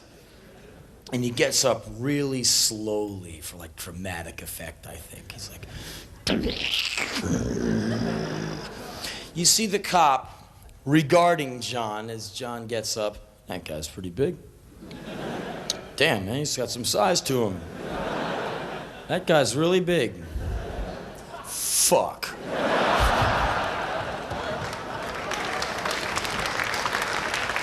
John's got like 2 or 3 inches on this cop, at least a nose and a half higher. He's at least as broad and within 10 pounds of this cop either way. The cop all of a sudden realizes he's dealing with a guy he might have to shoot. The cop tries to maintain what they call in Los Angeles command presence. And that's when a cop displays a certain amount of control so he can be in any situation, like 90 gang members pointing guns at one cop. He'll be like, all right, drop the guns or I'm gonna have to kick some ass. It's all Strasbourg method acting. You know, it's all like, you know, they make them do the method. You know, think that you're, you know, Mel Gibson in Lethal Weapon 3 and nothing will happen to you, right? You'll get rescued by, like, the chick who's the other guy's love interest, okay? So they learn to have no fear. And so you see the cop like, and you see the cop's mind working like, shit, fuck. Out of the corner of the cop's eyes, you see the cop's eyes move over, desperately scanning Santa Monica Boulevard, looking for, oh, maybe the National Guard or 90 or 100 extra cop cars that might happen to be going down the street. There's nothing. He looks back at John. John's like, just ready, you know? And the cop goes, you guys hurry up. He walks away. All the tables explode into laughter. You guys hurry up! You guys hurry up! Everyone's like losing it, you know? Because John beat the cop. I finish my food. John is just like, pulse rate didn't even raise. Just eating. He looks over at me and goes, hey man. I go, yeah? Don't take shit. Okay. All right, thanks, John.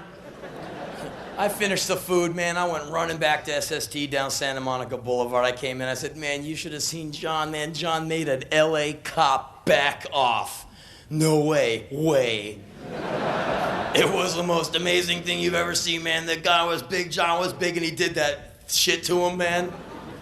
So anyway, years go by, and John becomes like, you know, punk rock judge of the scene. You see 2 punk rockers beating the snot out of each other, like Timmy Snot is fighting, you know, Joey Spike. And he, like, all of a sudden you see these 2 guys fighting each other, and they're up in the air. John is holding them up. Don't fight. You, shake hands with him. You, shake hands with him. Now embrace. Unite. Off they go to thrash some more. You wanted peace in the scene. Punks unite. And like, damn, John, man, you are serious. The guy was intense, you know?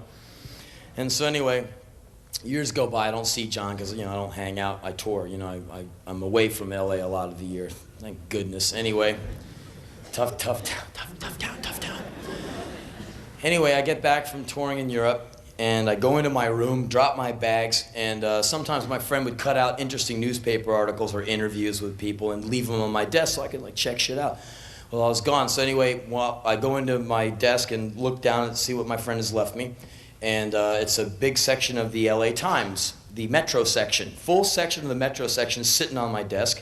I go, oh, the Metro section. Metro section is the bad section. It's where you read about all the raping, shootings, stabbings, you know, daily mutilations and murder. It's about this thick. It's a heavy piece of the Times. It's about 2/3 of the entire LA Times. And so I pick it up and I look at it and I go, why am I looking at the Metro section? I see this big picture of John Macias. It's like half of the top sheet. And it's a color picture, his graduation shot. He's, you know, got his cap on. He's like, I'm like, whoa, John Macias. Die. Circle 1. And I flip over the newspaper and I read the article. Here's what the article said. It said that John has chemical imbalances. He's up, he's down, he's up, he's down, he's up, he's down, and he takes drugs to stabilize his condition. John gets off his medication. John finds himself in Santa Monica, about 7 miles north of the airport. He goes into this breakfast place, some, you know, small diner place, orders some breakfast. Food comes.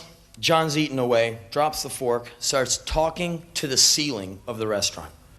The devil is coming, Satan is coming, ah ha ha ha ha! The owner of the restaurant goes, right, and calls the cops, you know, get this big, bald guy laughing at my ceiling out of my restaurant. The cops come, You got to leave. We heard you were laughing at the ceiling. I don't know, there's some kind of code against it. You got to go. John leaves peaceably. They go out onto the sidewalk, and this is what, it was a quote in the LA Times. This is what John said to the cop. He said, "God will see that you die, pig."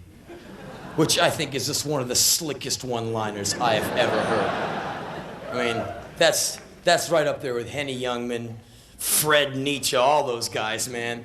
I mean, if it was a Saturday night, 8 p.m., you're out there with your date, and you got your movie money, and you got to make a big decision. You're at the Odeon, and there's all those movies. And you're like, okay, Dracula, Lethal Weapon 8, Rocky 12, Friday the 13th, 40, The Return? What the fuck? God will see that you die, pig. You look at your date. We're going. I'd go. Because you know there'd be a lot of cool shit happening, you know. Before they'd even have the intro, like, there'd just be dead bodies dropping onto the floor of the theater. It'd be a great movie, you know, because you know there'd be pigs dying and shit burning and cars chasing each other and shit. It'd be one of those kind of movies. Where, you know, you'd have a good time. So, you know, I was thinking, well, God, that's so awesome. God will see that you die, pig. Pretty cool. So anyway, the cops go, hey, easy, man. And they let him go. Apparently he's within his rights to say, God will see that you die, pig. They must have thought he had a good writer. Hey, who's your writer? You're good. So John proceeds north up the street and he goes to the Santa Monica Pier. There's a guard standing on the pier sidewalk, you know, one of those rent-a-cop guys. Guys who guard cement. Picks up the security guard, throws him off the side, which is kind of funny if you think that he fell into the water, into a bunch of pelican shit and swam to shore. Ha, ha, ha, ha, you got wet. The big psycho threw you off the side, ha, ha, ha. He fell onto a cement access road and broke nearly every damn bone in his body. Not so hot. John proceeds east on Colorado Boulevard, goes into a McDonald's. Inside the McDonald's, there is a woman who is visiting America from Germany. She has just gotten her food. She's pulling out from the counter. John grabs this woman, spins her around, pops her right in the face. Just slams her right in the puss. She falls on the ground, out. John goes from the McDonald's, proceeds east. He goes about a block and a half up the street. There's a bunch of cars waiting at a red light. John goes up to the driver on one side, grabs him, and starts trying to pull him out of the car.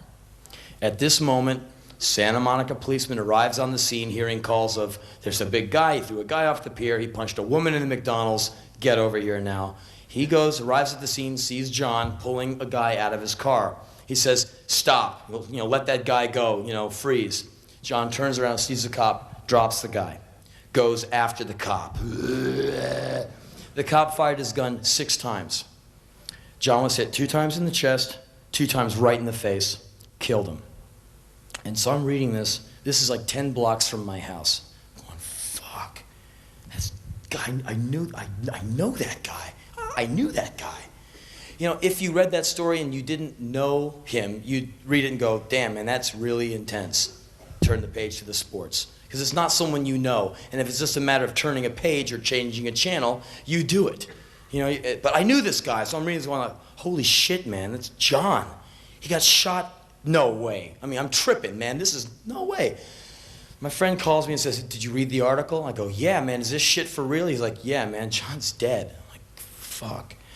And so my friend says, let me come over and get you. Let's get the video camera. Let's document John's last walk. Let's go to each spot in chronological order. I go, okay, sounds like something we've got to do. So we get the camera. We go to each place. It's easy to find. It's right up the street. And so we go out of the McDonald's and we go east on Colorado looking for blood or signs of something, chalk. We don't know what we're looking for. It happened 7 days before. So we figured, well, there's not going to be any blood because they hose down that kind of shit, right? They don't let blood from some dead guy sit on the sidewalk. Aren't there laws against that kind of shit? Of course there are. So we're walking up the sidewalk looking for blood-like objects. And it's a fucking public sidewalk. Everything looks like dried blood on a sidewalk. Gum, Coke, everything. You're like, that blood? It's gum now. What's that? I don't know. That's not blood. I mean, and we're like, what are we doing? We're wasting our time. We don't know where this happened. Let's get out of here. We look up right overhead of us is blood all the blood you want to see. Blood everywhere, all over there. We're like, fuck, Joe, look. We go over there, man, all this dried blood in long drops, like with long tails, like, motion. Blood splattered all over the bushes. Blood everywhere. And we're like standing there like going, fuck, they didn't clean up shit, man. That's John. And it was really trippy. I guess you kind of had to be there. But we just stood there like stoned. It was like, damn. And people are walking by us going, what is wrong with these two guys holding a video camera looking at the sidewalk? We look like those people looking at Michael Jackson's Star. And we're standing for like 5 minutes going like, do you believe this shit? Fuck, because both of us knew this guy. And we're just, stone cold tripping, And so we said, well, we better document it, right? So Joe videos the blood. We take snapshots of the blood. I stand in the blood and talk about John. This is where John Macias died. I knew John for 11 years. Go on now. I go, okay, well, I guess we documented him okay. I took some leaves off the trees that were dipped in his blood, and I took them home and I put them in a coffee cup, and they're still sitting on a shelf next to my computer. And I don't know, there's no big moral to the story, like, stay on your medication or something, but it's just so fucked up. I knew this guy. He got shot like a fucking dog in broad daylight on the street. It's just a fucked up country, it's fucked up. I don't know what else to tell you, man. This shit happened. I just figured you might want to hear about it. He was a pretty good guy. He's a real good guy. I'm just sorry that it went down like that. I don't know. I don't know. Sorry. Anyway.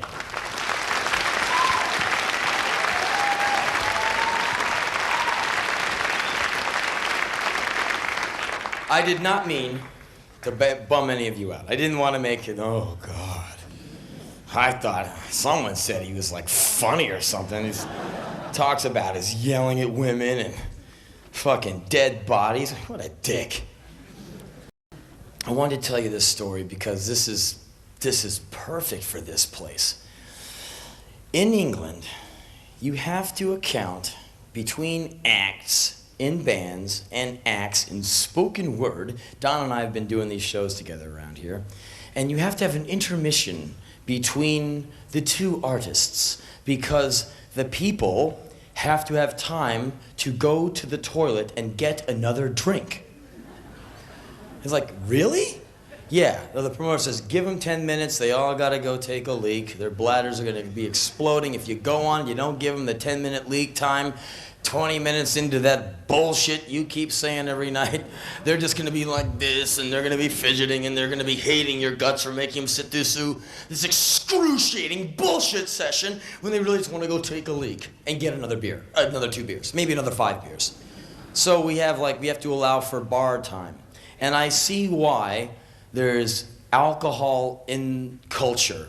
In Australia, where I met this fantastic drunk with style that I want to tell you about, you go play your rock and roll gig, you have your good time. At the end of the night, you're carting your equipment out of this venue. You are ankle deep in VB cans. Victoria Bitter, the working man's beer. It's this green can. You are...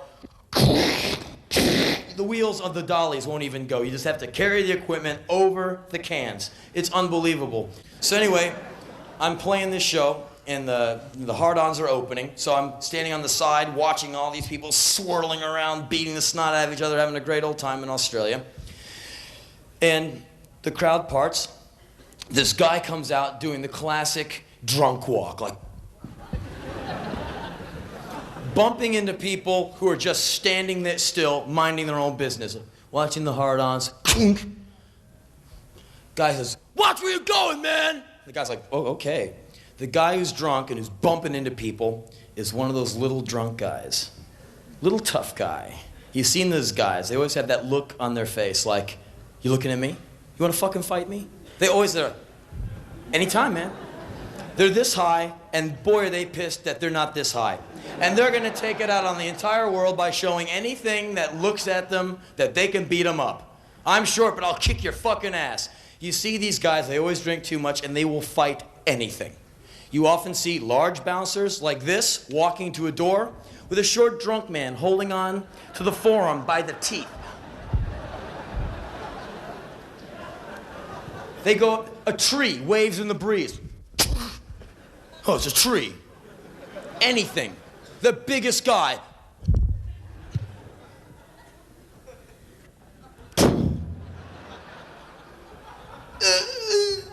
They are afraid of nothing. These guys are totally intrepid. They're like little pit bulls. I've seen these guys, you know, this is what I do for a living. I hang out with drunks, you know, that's what I do. I know drunks like the back of my hand. I've seen this guy in every fucking big city all over the world. He comes barreling out of the crowd. Anyone want to have a go, you know? He goes to the bar, gets a mixed drink of some kind, Coke and something it looks like, walks by me, semi-recognition. Rollins! Ah! Pours a drink all over me. I'm like, thanks, pal. I got sweatpants on, automatically absorbed into the sweatpants. I now smell like rum and Coke. Thanks, pal. I'm frozen. These are my only warm-up pants. You're a champ. Looks at the glass, only an inch left. Goes back to the bar, fills it up again. Goes back into the crowd. Moments later, the crowd parts. We see our friend, the little drunk man, coming out of the crowd on his tiptoes, walking backwards in a perfectly straight line. How's he doing this? Because there is this big motherfucker holding onto the lapels of his jacket, walking him out. I'm like, uh-oh, he made someone mad. This guy's really big and he's really pissed off. My initial reaction is, I'll save you, little drunk man. Put my arm around him. Hey, the big guy is looking down at me. The little guy's looking over me and trying to get my arm off his shoulder. Get off me. I'm like, cool it, will you? Hey, big guy. I'm just going to take my little drunk friend away from you, okay? Please don't kill him. Please don't kill him. I know you look a bit mad. Come on, let's get the fuck out of here. You better tell your little drunk friend to keep his hands off my girlfriend's ass. You got that? I'm like, oh, great. Would you come with me? Let's get the fuck out of here. I get this guy away. The big guy's kind of standing there glaring at us like, really mad. I go over to this guy, I go, look, man, here's a good plan for you. Why don't you just go to the bar, order a drink, sit down, drink it, order another one, drink that, cool out, watch the band, and then go home. Otherwise, you're gonna get killed. The guy pushes me away, puts up his dukes. Come on, let's go! Come on, let's go. I just saved your ass like I was gonna kill you. I never walked away from a fight in my life. Come on. He wants to fight me. Like I need to get in a fight tonight. I want to go play with the dumb band and go, you know, and leave. That's why I'm in Australia, not to fight some guy, to rock.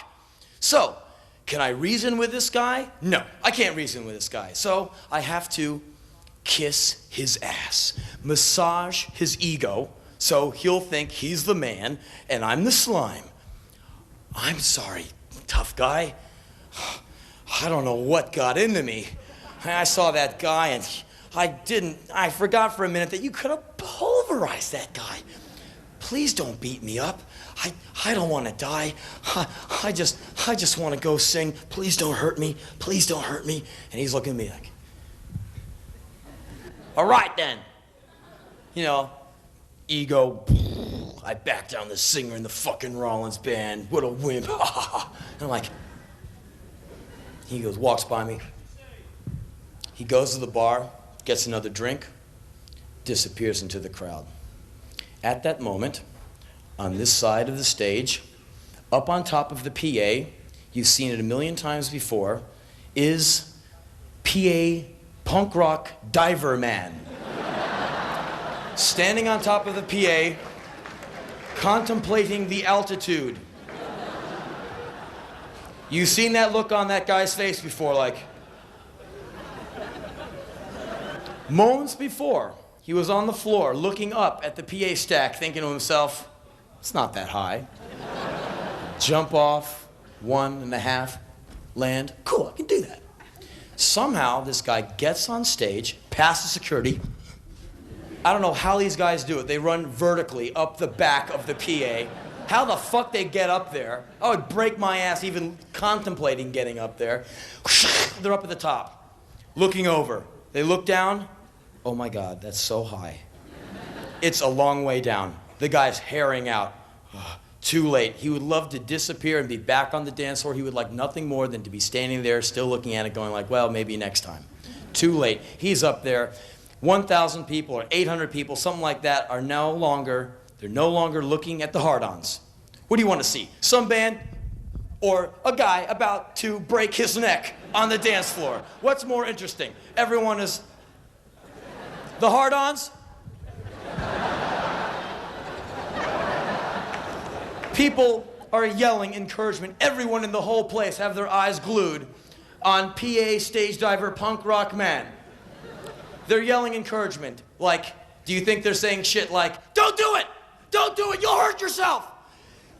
Calm down, climb down the back, let the security ease you off stage. If you jump off, you could hurt your neck. Don't do it, don't do it. Bullshit. Come on! Come on, mate, you can do it! Yeah! We'll catch you! Yeah! We'll catch you! Come on! Come on! He's getting all pumped up. Everyone's like, jump, jump, jump, jump, jump, jump, jump. He's all psyched up, you know, just like the way they get Marines to go shoot farmers. I'll do it! They go run out there.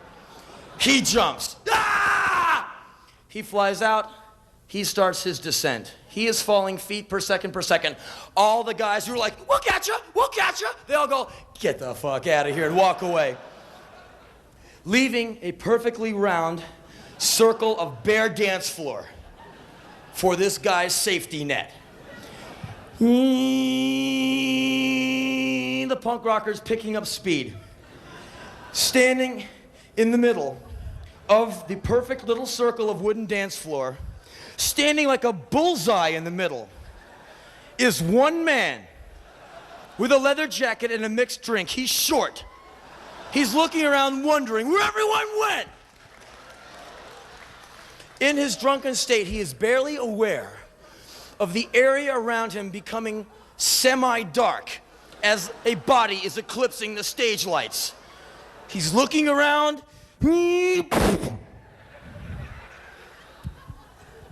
For a few seconds, neither move. Everyone around them regards them. A little bit of dust is settling. Dust from the wooden floors falling down onto them. Finally, two of the punk rockers' comrades come over and gingerly lift him up, slightly pulling as the drunk man's head comes from out of the punk man's stomach. Oh, and he's led away. Oh, another punk rock casualty. The drunk man is lying motionless on the floor. All of a sudden, a spasm. He gets up. Where'd it go? Come on! Everyone around's like, no, man, not me, not me. He wondered where this guy is who clubbed him. He wants to go. Looks around, and everyone's like, not me, not me. I didn't do anything, man. I want to know. You're a little drunk guy. You're psychotic. Looks down. There's his drink. Empty. Breaks through the crowd, goes to the bar, gets another drink, staggers back into the crowd. I never saw the guy again. But that drunk had some style. So, the next time you feel the overwhelming urge to get inebriated for the 150th time, like you forgot what happened the last time. What happened last time? I drank all these beers, I went to McDonald's, or I went to the pita place, and I ate that large doner kebab thing, and then I power vomited all over my clothes. I woke up the next morning and I said, I am never doing that again. That's what happened. 7 days later, let's go down and do it again. But what about the puke and the bad feeling and the headache and being late for work and feeling like a piece of living shit all day? It wasn't like that at all. You keep doing it over and over again. You just puke, and man, you can walk past like the Hippodrome in the morning and just like, oh, Oh, man, it's disgusting. Every doorway, oh, God. I stayed at this hotel across town from here. This one hotel we kept staying at. And we would come back from the gig. It's like 3 in the morning. And there's only one place open. It was like the little kebab box. You know, the tiny place between the two stores. You go in, and it's you and all these drunk guys. Yeah, give me a large kebab, mate. Why? Why? Go onto the sidewalk, you know, standing next to the puke of beer and doner kebab that the guy exited out of his body 20 minutes before. It's like, why don't you save your pounds and just go lap that up? It's got your favorite kind of beer and the food and it's already chewed. You can just slurp it up. And then you can puke it out for the next guy. You all can run this kebab place out of business. I don't know, we only sell one kebab a day. They just keep throwing it up and licking it up, throwing it up and licking it up. It's like a Genesis P-Orage performance concert or something. So the next time you're going to make an incredible ass out of yourself where you wake up the next morning with your arms around like some swarthy sailor guy kissing his neck. Ah! The next time that happens and you swear you're never going to do it again, the next time you go and do it again, try to have a little style. Thank you.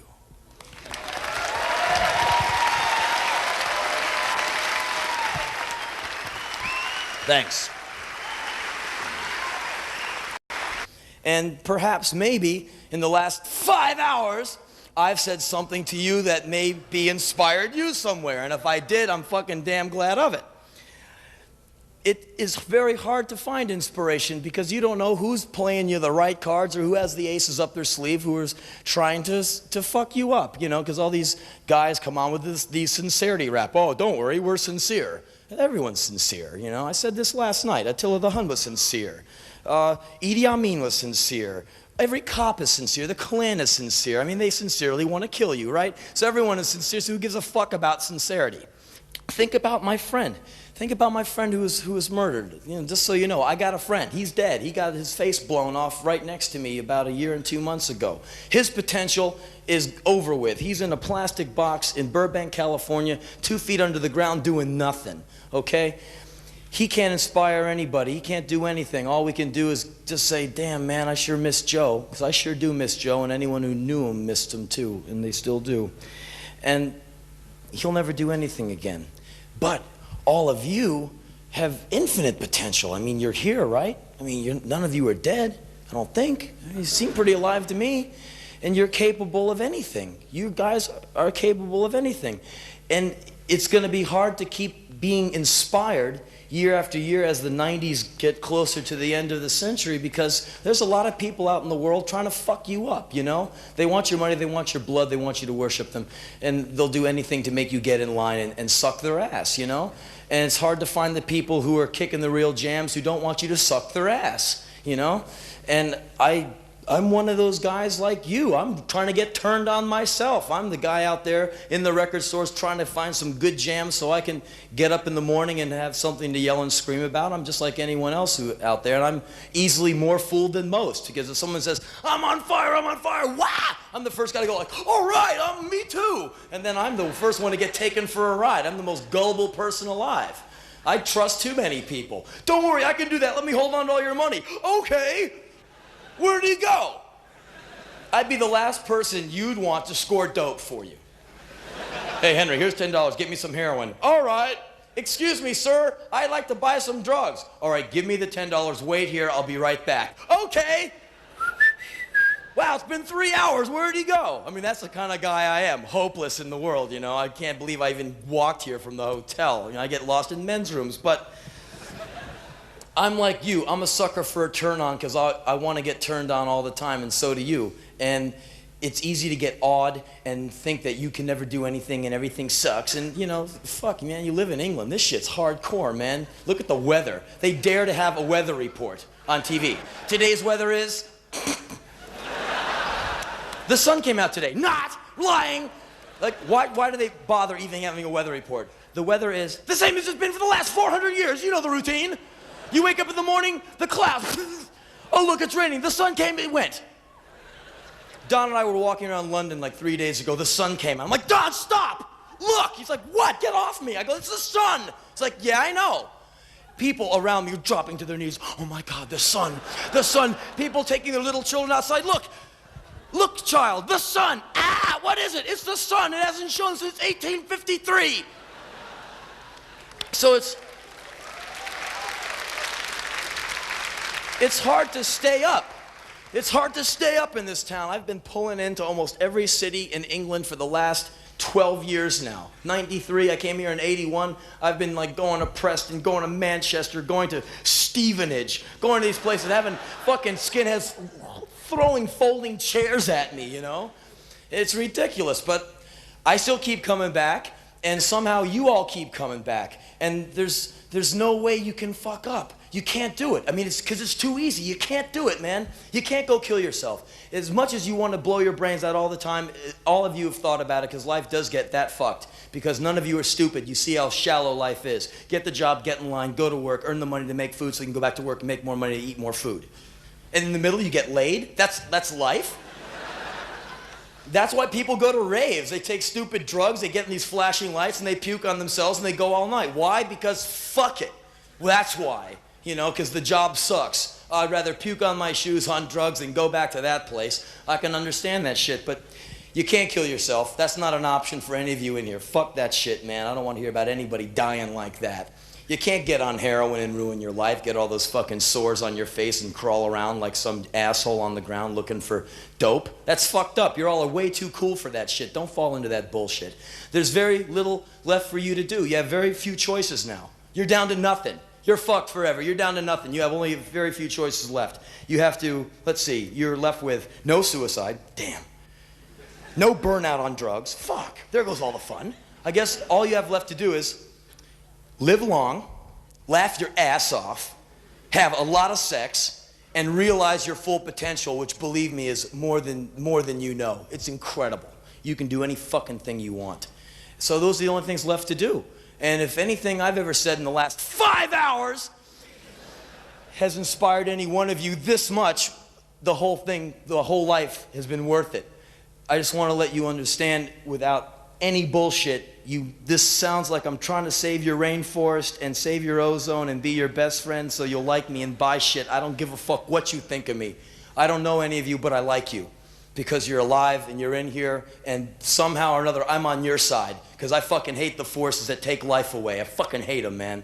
And I hate the forces that shorten life and distort life and fuck up life. So if any of you are alive in here, I think there's a few of you, well, right on. I'm on your side, and you inspire the fuck out of me every single time. Thanks a lot.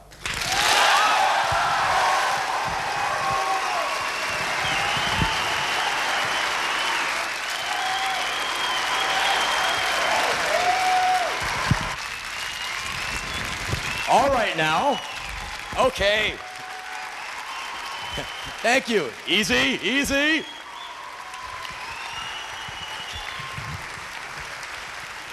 All right. All right, what should I do? Should I do like an encore thing, or do you want to leave? All right. You, sir, hand me your book, the Black Coffee Blues one. You'll get it back at the end of the semester. I'll read you this thing that I wrote in this book that you might get a kick out of. And then we can all get out of here and go eat some of that shitty, greasy food that they sell in abundance in this part of town. It's this thing called I Know You. I know you. You were too short. You had bad skin. You couldn't talk to them very well. Words didn't seem to work. They lied when they came out of your mouth. You tried so hard to understand the others. You wanted to be part of what was happening. You saw them having fun, and it seemed like such a mystery, almost magic. You thought that there was something wrong with you, so you would go to the mirror trying to find the flaw. You thought that you were ugly and that everyone was looking at you. So you learned to be invisible, to look down, to avoid conversation, the hours, days, weekends, the weekend nights alone. So where were you? In the basement? The attic? Your room? Working some job just to have something to do, just to have a place to put yourself, just to have a way to get away from them, staying away from the ones that made you feel so strange and ill at ease inside yourself? Did you ever get invited to one of their parties? You'd sit in your room and wonder if you would go or not. For hours you imagined what might transpire, if they would laugh at you, if you would know what to do, if you would have the right things on, if they would notice that you came from a different planet. Did you get all brave in your thoughts, like you were going to be able to go in there and deal with it and have a great time? Did you think that you might be the life of the party and that all these people were going to talk to you and you would find out that you were wrong and that you had a lot of friends after all? Did you end up going? Did they mess with you? Did they single you out? Did you find out you got invited because they thought that you were so weird? Yeah, I think I know you. You spent a lot of time full of hate. A hate that was pure as sunshine. A hate that saw for miles. A hate that kept you up at night. A hate that filled your every waking moment. A hate that carried you for a long time. Yeah, I think I know you. You couldn't figure out what they saw in the way they lived. Home was not home. Your room was home. A corner was home. Anywhere they weren't, that was home. Yeah, I know you. You're sensitive, and you hide it because you fear getting stepped on one more time. It seems that when you show a part of yourself that is the least bit vulnerable, someone takes advantage of you. One of them steps on you because they mistake kindness for weakness. But you know the difference. You've been the brunt of their weakness for years, and strength is something you know a bit about. You had to be strong to keep yourself alive, and you know yourself very well now, and you don't trust people because you know them too well. So you try and find that special person, someone you can be with, someone you can touch, someone you can talk to, someone who won't make you feel so strange, and you found that they don't really exist. Man, you feel closer to people on movie screens. Yeah, I think I know you. You spend a lot of time daydreaming. People have made comment to that effect, telling you that you're self-involved and self-centered. But they don't know, do they? About the long night shifts alone, about the years of keeping yourself company, all the nights you wrap your arms around yourself so you could imagine someone holding you, the hours of indecision and self-doubt, the intense depression, the blinding hate, the rage that made you stagger, the devastation of rejection. Well, maybe they do know, but if they do, they sure do a good job of hiding it. And it astounds you how they can be so smooth, how they seem to pass through life as if life itself was some kind of divine gift. And it infuriates you to watch yourself with your apparent skill in finding every way possible to screw it up. For you, life is a long trip, terrifying and wonderful. Birds sing to you at night. The rain and the sun, the change of the seasons are true friends. Solitude is a hard-won ally, faithful and patient. Yeah, I think I know you. And I think you all know me a little bit too. Good night.